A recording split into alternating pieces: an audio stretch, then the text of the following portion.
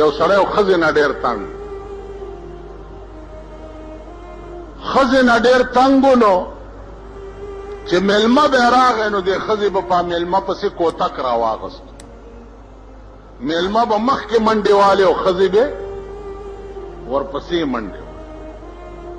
یا ربه دا څه په غضب اورېدلی یو میلمه راغی د سړي ورته وایي چې وروره ته خو راغی او ډېر معزز میلمه یې که ښځې ته مې اوس پته ولګېده چې میلمه راغلی دی نو بس نه به ستا ځای په دې ځای کې او نه به زما ځای بس کوتکې به وي او راپسې به رامنډي څه وکړم میلمه ورته ویل زه درته چل ښیم ښځې قمقل شی دی او داسې کې به یې درته دوکه کړم ویل ورشه ښځې ته دې ووایه چې یو میلمه مې راغلی دی او ډېر لوی خان دی او ډېرې بنګلې دي او ډېر جایګیرونه یې دي ښځې که عزت یې وله وکړو غریبان یو بادشاهان به م کي ویلې ښه چې کور ته لاړه ښځه یې زمونږ غوندې قمقله وه ویل و ښځې ویل یو ډېر لوی خان راغلی دی او په اسلام آباد کې بنګلې دي او په حیات آباد کې هم بنګلې دي په صدر یونیورسټۍ کې هم بنګلې دي که عزت یې وله وکړو یو بنګله به راکړي او بادشاهان به م کي ښځه ورته وایي ښه اله لور ته وایي دا چرګوړی راونیسه چا ته وایي اور بل کړه چا ته وایي لږ حلوا باندې کوي اله ویل خان راغلی دی او بادشاهان کوي اله ویل بادشاهان کوي صاحب چرګوړی هم سور شو او الوام پخه شوه او چټنیانې مو شوې او پیاز هم پکې غوس راغوس شو پلانې دا پیاز میاز چې غوس کي دي ته دوی دغه وایي یعنې د خدای قمقل شیخ دی سلاد دین پیژني زه نه پیژنم دا سلاد چې دی که نه دا د معززو لفظ دی پیاز میازې چې پرې کړي دې ته سلاد وایي دا سهار چای سره چې روټۍ موټۍ خوري دې ته ناشته وایي خان باندې روټۍ موټۍ وخوړه دا ښځه ورته وایي چې او خان ډېر غریبان یو مونږ مهرباني به دې وي چې مونږ له څه ځای راکړي ویل تیار شئ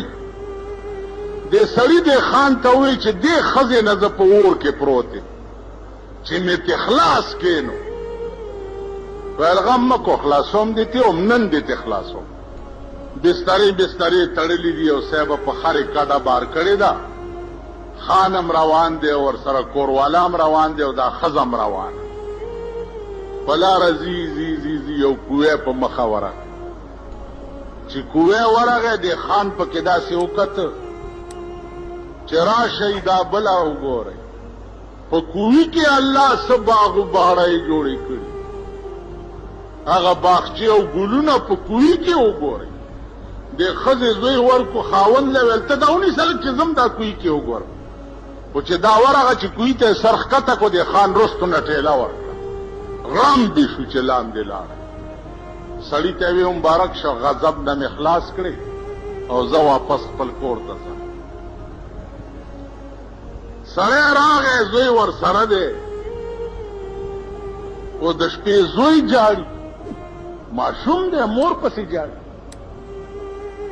اړه خیال وکړو چې که دا ښځه مې غضب و که بلا وه او که هر څه وه اوس دا ماشوم مري نو سارې پړی او بوکه او لرګی واغستو چې ځم چې ښځه راوباسم چې پړی ورښکته کړی دی او لرګی پې پورې تړلی دی چې راکاږي یې او صاحبه دروند شو خیال یې وکړو چې ښځه پې لرګي کېناسته جوړ چې راکاږي چې پاسې راوختو په هغې کې یو بله بلا ناسته وه شیشه وه دا سړی ورته وایي غورځوم دی دا څه بلا ته خوا زما ښځه نه ویل سړي هم یې نه غورځی ډېره لویه نیکي به در سره وکړم راویسته سړي ورته ویلې چې ما خو ښځې پسې دا بورکه کوزه کړې وه دا ته پکې څه بلا را ویل زه بلا یم په دې کوی کې اوسېږم خو پرون یو ښځه را پرېوتې ده چې دې سپېږمو ته ترې راغلم نو لویه نیکي دې راسره وکړه چې دغه غم نه دې خلاصه کړم دې سړي ورته ویل چې اوس ما سره به څه نیکي کې ما سره بلا ورته وی چې زه اصل نه پیری ما زه به لاړ شم د بادشاه په لور به کینم او بادشاه به وایي چې زما په لور پیریان دي څوک دمګری پیدا کوي او دا لور نه مې چې دا پیریان چا کوس کاغه ته به په نکاح کوم بس تراشه ته به دمم په ما چف کیو زه به ویم چې زه ځم او بس بادشاه به لور در نکاح کی مزې به کوي بادشاه په لور پیریان کېناسته صاحب اعلان یې وکړو چې که چا زما لور نه پیریان کوس که دا لور به ور په نکاح کوم دی ورغی چې ورغی صاحب ما سره اجازه شته د پیریان ویلې دم یې کړ خو چې لور یې وله دم کړه جکه جوړه شو ځکه چې پیری ترې لرې شو خو پیری ورته وایي چې ځان نه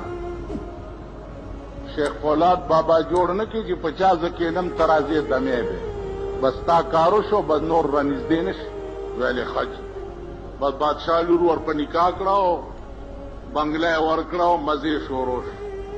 د پاکستان د وزیر بنګله وه صاحبه چې وزیر صاحب بوله راځي نو 6 لکه روپۍ خو د هغې په فرنش باندې لګي وزیر صاحب له را روان دی دا چپرکټ ښه نه دی دا صوفا سیټ غلافونه ښه نه دي دا فلانی ښه نه دی دا فلانی دا بلا لاړه د وزیر په لور کېناسته چې د وزیر په لور کېناسته نو وزیر راغی بادشاه ته وی چې دا ستا د لور نه پیریان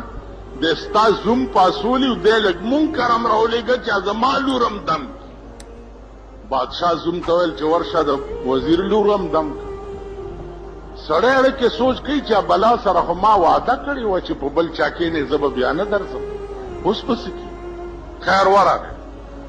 چې ورغی بلا ورته وایي چې ما چې تا ته ویلي چې بل ځای ته به نه راځي دا سړی ورته وایي چې دې له نه یم راغلی چې تا د وزیر نه پاسم د وزیر د لور نه دې زه پاسم دې له راغلی یم چې د کوړي نه هغه ښځه راوتې ده او ستا تپوس یې رانه وکړو نو ورته دې وښیم او که نه بلا ورته وایي چې دا د وزیر لور مې هم در پرېښوغو چې ښځې ته مې ونه ښی نن زمونږ ښځې د دې قماش هره یو د وجلو نه هره یو